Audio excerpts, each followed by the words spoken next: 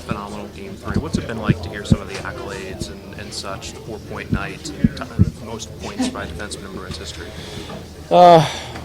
It's been cool. I mean, I haven't listened to too much. I'm not invested in things that are outside of this locker room right now, but obviously things are going to, with social media and everything, things are going to come across your phone and be in front of you. So it's been cool. Like I said before, I'd like to reflect on it in a couple weeks, and right now just stay in the moment, and a lot of work left to do. Bruins defensemen had a huge impact on the scoring sheet throughout the course of this postseason. Why do you think that is, and why are those opportunities created for defensemen in this system?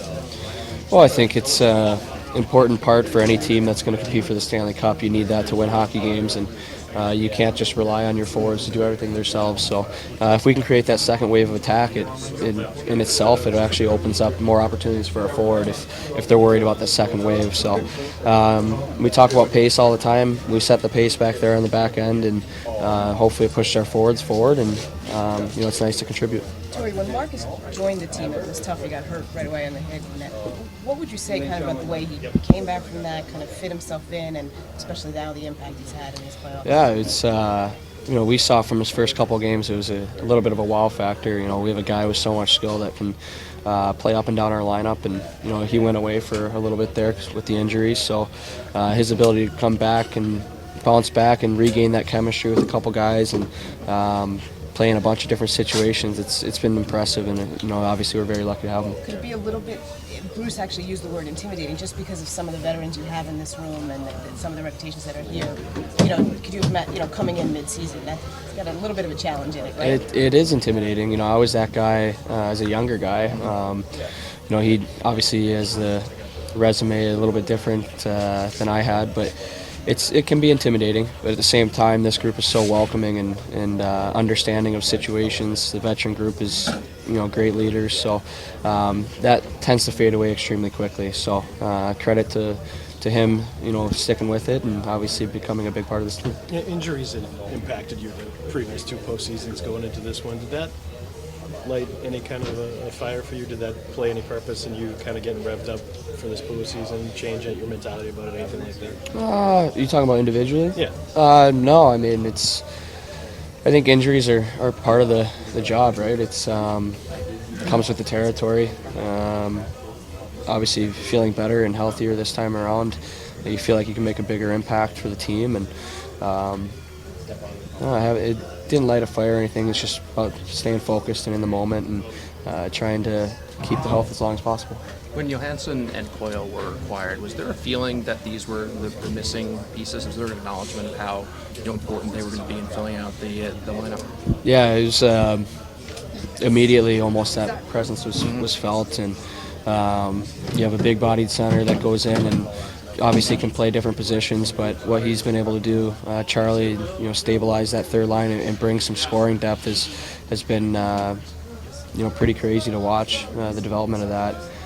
JoJo as well, the way he's come into this lineup and really help that second power play unit settle things down and gain entry into the zone, and now we have so much skill all the way through our lineup that it makes us tougher to defend. So we knew that they would be a big part of this run if we ever got to this point, and obviously they are. How much has your mentality changed just last time you were in the Cup final about this time making an impact, being more of an impact player? I imagine last time there was a little bit more of a wide-eyed thing going on. Yeah, it was. I think last time it was more like this group's dragging me along for the ride, and I want to enjoy it and try to obviously help as much as I can. This time around, it's a different role, being one of the guys with more experience in the room now, which is pretty remarkable to think about, but it's fun to be a part of this core group, and it's fun to be a part of the team that can really push the pedal to the ground and set the tone for the locker room, and you just try to enjoy it and embrace it. Did the result? Are you a nap guy? What's that? Are you a nap guy game day? Yeah. How do you sleep?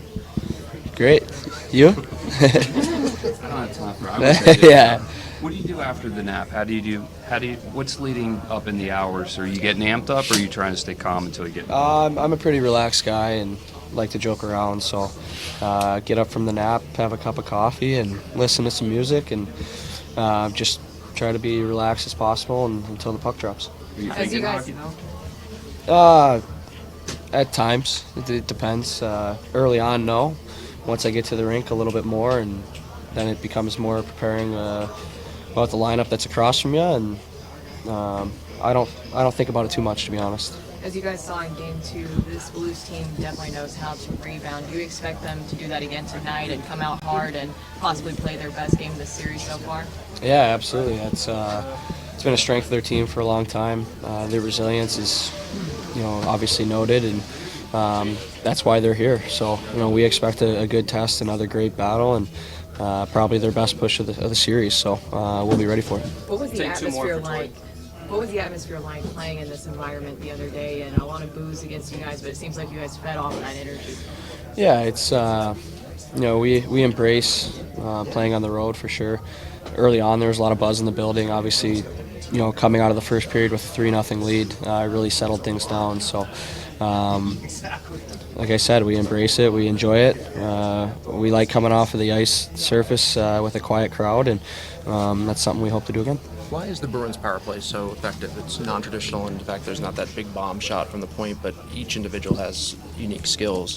What allows you guys to have the success you have? I think just realizing no matter how the previous power play went or the previous play went, if it was poor execution or whatever it was, we have the ability to strike again, immediately. And I think with our determination, our puck recovery up front, those guys do a great job, and our high-end skill, we're able to make high-end plays that end up in the back of the net. And doesn't, like I said before, it doesn't matter what just happened. Every time we jump on the boards, we're a threat.